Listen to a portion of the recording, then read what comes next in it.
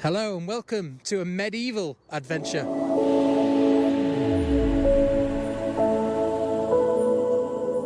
Welcome to Pontefract Castle, one of the most fearsome forts in medieval history.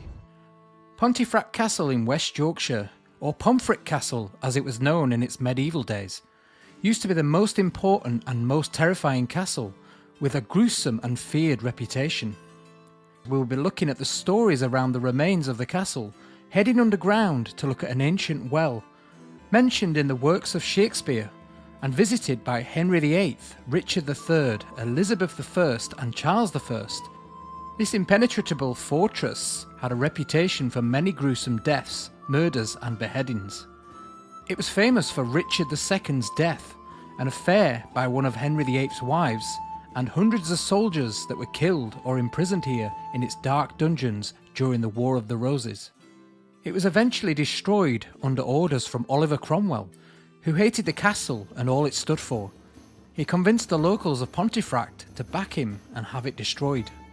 It proved too tough even for a planned demolition. There are still a remarkable amount of remains still standing today.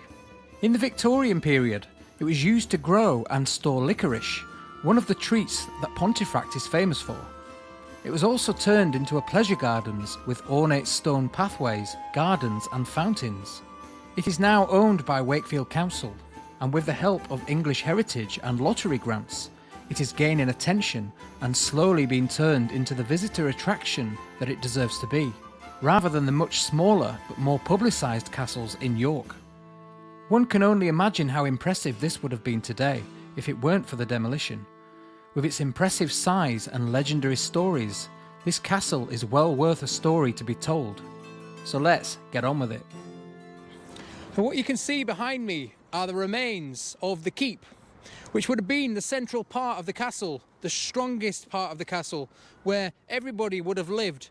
And then you had the outer walls of the castle with the various towers around the site, and also then the moat beyond that. And as you can see, definitely the strongest part of the castle, because it's the only bit that hasn't been demolished. It's good anyway. A lot of it is still intact. Now, as we stand on the outer edges of the castle here, you would have obviously had a wall going all the way around the outside here, with towers all the way around the castle. And I'll show you some of those remains very shortly. But down here would have been the moat of the castle. But this part is very strange because, as you can see, it's now built on by houses. So all the back gardens down here are actually in the moat of the castle, which is very interesting. There's believed to have been 12 towers in this castle, including the keep, the central one here. So this large piece here is known as the West Tower in the keep. And this doorway behind me, we're going to be heading inside there to check out an old medieval well, which is deep below the ground.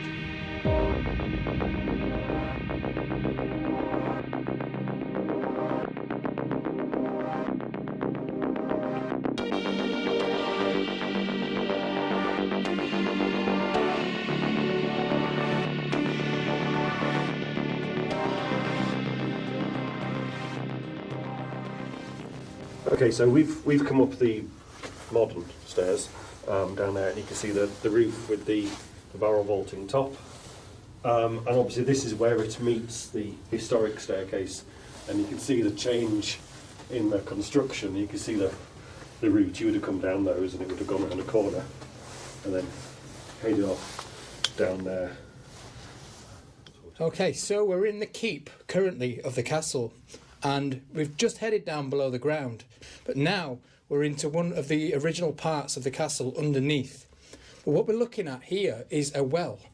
Now, Ian tells me that it was never used as a well because there wasn't any water down here. So I'll just pop you over here and show you the well. It's very dry. Obviously, like I said, it didn't have any water.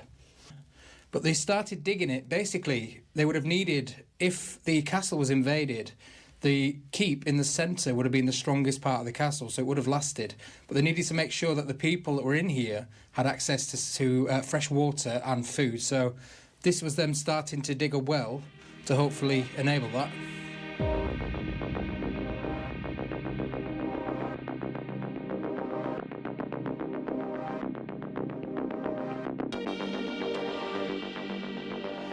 So just next to the well, there's this little, well, I'd say a little room here. It's not really a corridor, but it's just slightly down from the well.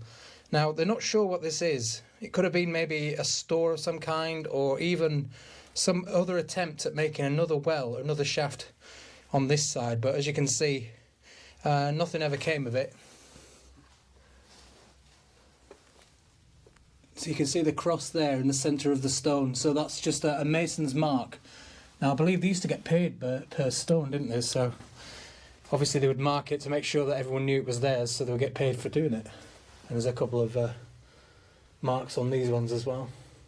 Yep. So it says R.A. Poppleton on the wall there. A bit of Victorian graffiti from 1883. Again, you can see a cross just there in the centre, and another one. Let's get you a bit closer. Another one on that step there. So there's this further staircase which leads up into the keep. It's inaccessible currently, but it just leads down towards the well. With this being an original one. Mm-hmm. So this is an original staircase here.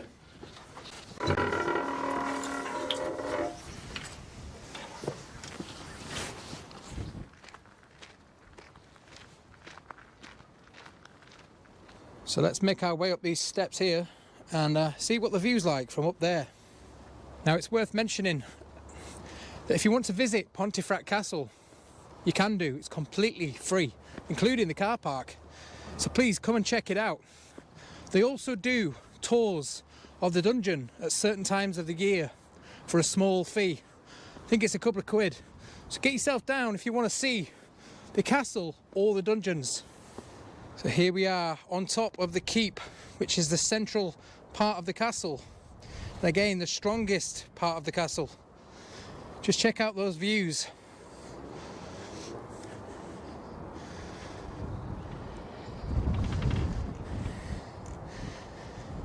You can see why they built a castle up here. You can see for many, many miles all around, 360 degrees, including Ferrybridge Power Station. I doubt that would have been there.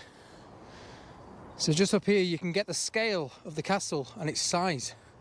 So I'm stood on top of the keep, and you had all this courtyard here. Now all of this is walled off around the back. You would have had towers all the way along around the castle, and then obviously the moat down the hill. But you can just get the scale of the size right here and how big this place actually was.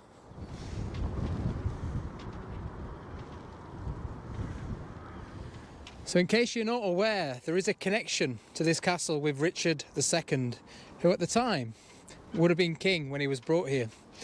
And there are rumours going round, and it's mainly Shakespeare's fault, because in the Shakespeare books, he mentions that Richard II was left in the dungeons to rot and die, basically, at Pontefract Castle, or Pontefract Castle as he called it. But that isn't exactly true.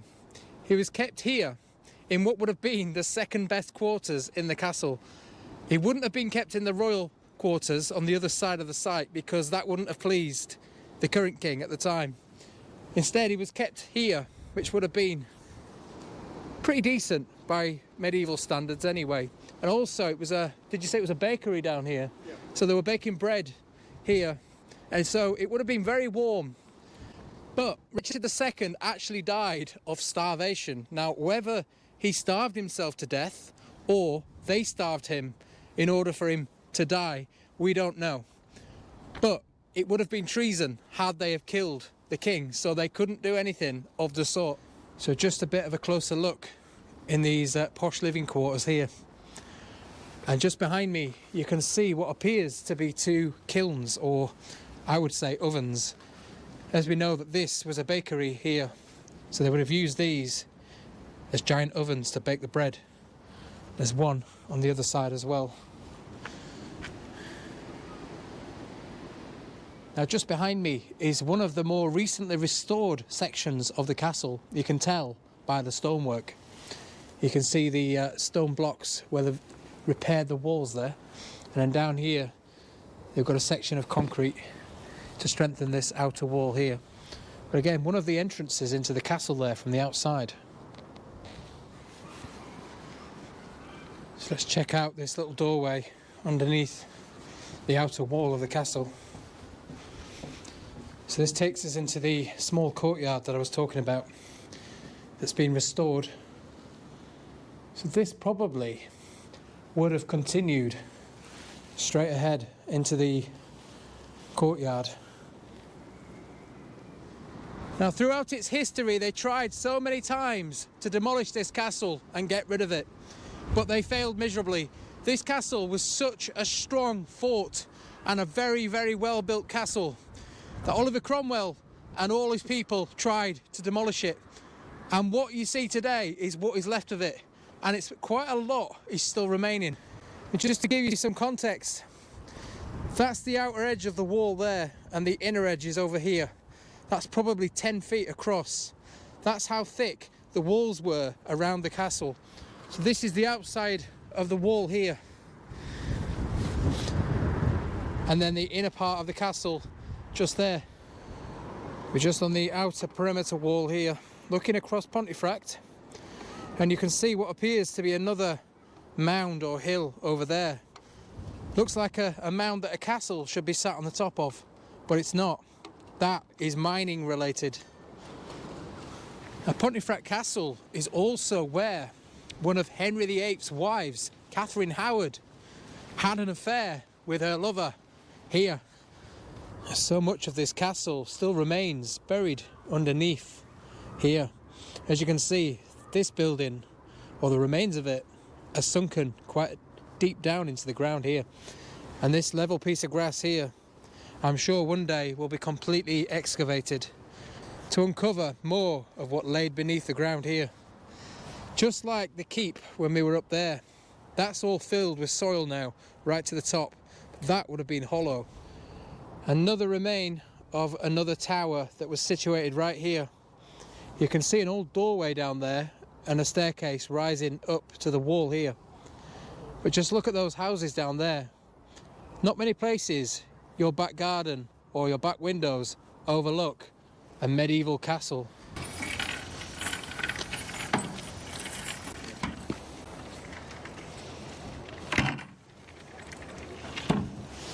Okay, so we call this the dungeon. We used to call it the magazine, and you could also call it a wine cellar. Okay. So Ilbert de Lacy, he is the man that built the castle originally. He's French.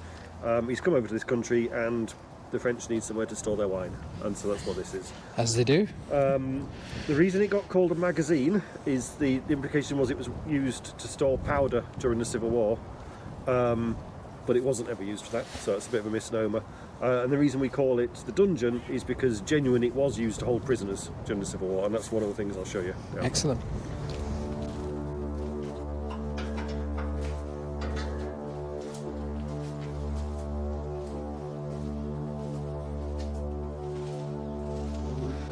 We've just come down again what I call modern steps, but they're Victorian again. They were put in by George Dunhill because he used the space to store licorice, and he wanted a straight staircase down to bring his licorice roots in. Probably by the time that he found this staircase had already gone, but this is the original staircase, and it was a spiral staircase that came down from the Great Hall, which would have been a timber building built by Ilbert, down to his cellar to get the wine up. We know these stairs are original, and we know these stairs were here during the Civil War because there's the first of our graffiti on them. And what we've got is Roger Preston, my glasses are steaming up terribly, 1640 something, there's a number missing there. We know the names of the prisoners that were held here, and he's one of them. Excellent. So there's a reg there, and there's this one here. So we know from some of ignore the date, that's a different piece of graffiti. We know stylistically that what they did was they didn't have any weapons here, they didn't have anything really to carve their names in, so they're using their belt buckles to create a series of dots which they joined up. And the other thing they did is they drew a box around their inscription, and the same there, to mark out their turf so no one else is going to write on it. We've just come down the modern staircase here. I say modern, it's still quite old. And we're heading down now into what is known as the dungeons, and also the magazine. I'll explain more about that in a second, but this behind me here is the original spiral staircase from above us here down into the dungeons. So there you've got John Grant, 1648, and again you see it's in a nice box. And then you've got, you see there you've got James Brovston and John Grant there. 1648 again, is that? Yeah. Wow. I mean, you normally see Victorian graffiti, but not as old as that. And John Grant, we know he was the gunner for the troops that were garrisoned here. Again, 1648 graffiti there. You just don't see it that old. So this is as far as the dungeons would have gone originally. And he said it was a wine cellar. And that's the staircase we just come down. And then now we're going to head further down into what he says is a more modern part of the dungeons compared to this section that we're in now. It's how you would imagine a dungeon to look, isn't it? So lots of these rooms off the main corridor here. What would these have been then? This is just storage space. So storage space, no more than that. What date would you say on this part then? This is probably 12th, 13th century. 12th or 13th century. So still old, just not as old as the front bit. So lots of these little corridors linking. So when you think of a dungeon in a castle, this is what I would think of. You can see a bit of a fault line there, maybe, in the bedrock. So yeah, these are definitely carved out in the bedrock, aren't they? Yeah, and what they've done is they've made use of the natural faulting nature of the rock. And so you see it's not straight. And we believe that's because they've encountered a crack and they've just followed it and manipulated it because it just makes carving out the stone easier. Brilliant. So you can just see again some fault lines in the bedrock there, or natural cavities there. So yeah, he said it was formed slightly on an angle because of the bedrock. They were basically following the formation of the stone to carve out. And the floor is just completely uneven, definitely carved out, but it looks amazing. So you've got some posts down here in the floor. So he thinks that this part would have been sectioned off with a large gate. You can see the probably where the post was, just there in the wall. So Ian was just telling me that if he was to radio another staff member from down here now, and they were just stood at the top of the stairs, they wouldn't receive it because of the way that the rock is formed here. But just through there, in the Elizabethan chapel, which is behind this rock here, if she was to radio through from there, the signal would be received. And he thinks it's because of these fault lines in the rock here. The signal is travelling through these small fault lines here, which is really fascinating. So here we've got Thomas Heslington, Robert Pryor and Robert Greathead. And you can just about make out 16, and then it gets a bit vague. So have these have just been visitors, or...? No, these are prisoners. Oh, actual prisoners. These are prisoners.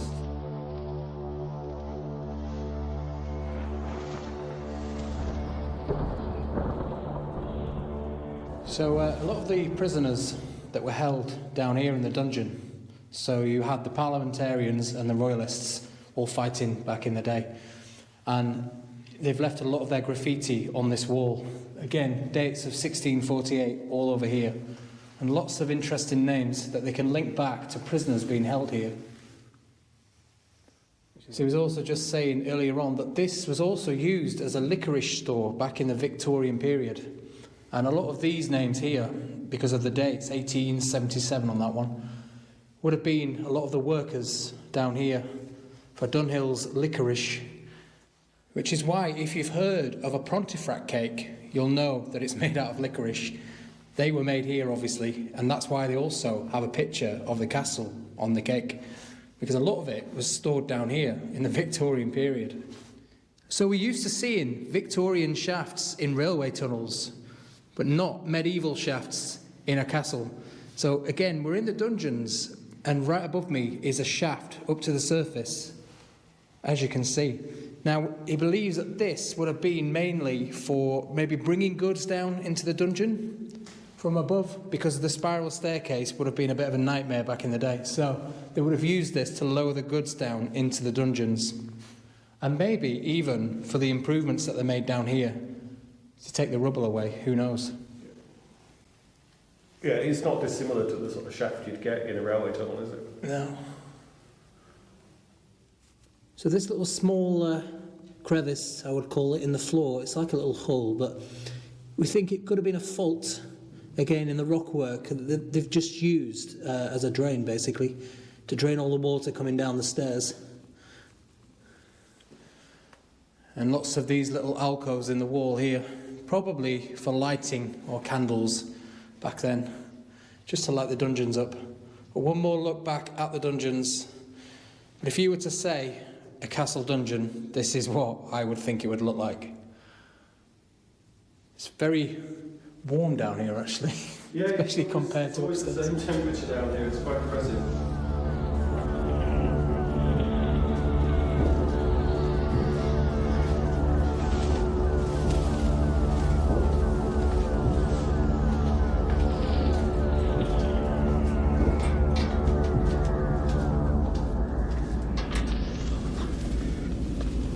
So as you can see here are the remains of King's Tower that would have stretched right above our heads here.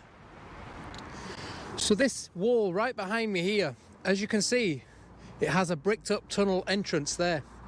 Now a lot of the local rumours around here are that this is a secret tunnel, but it isn't. I'm sorry to shatter your dreams, but this was the King's Tower behind that wall there. And all that is basically is because a few cracks opened up under the tower, a few fissures, and the tower would have collapsed. So what they did, they built this vaulted arch underneath to strengthen it, because as you know, an arch is stronger than a straight wall. So they built it just underneath the tower, just to strengthen the tower and stop it from collapsing. So that is all it is. And he said just behind this wall here is what they believe is just a big pile of rubble. So if you just look at the keystone at the top of the archway there, you can see it's got a date of 2019.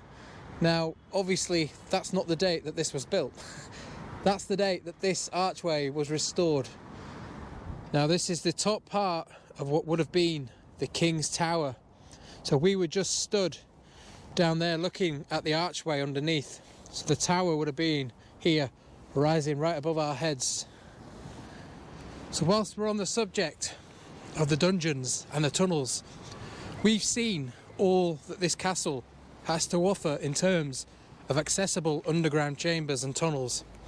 Now, there are lots and lots of rumours going round of tunnels to Fearsome and even beyond that, all around this area from the castle.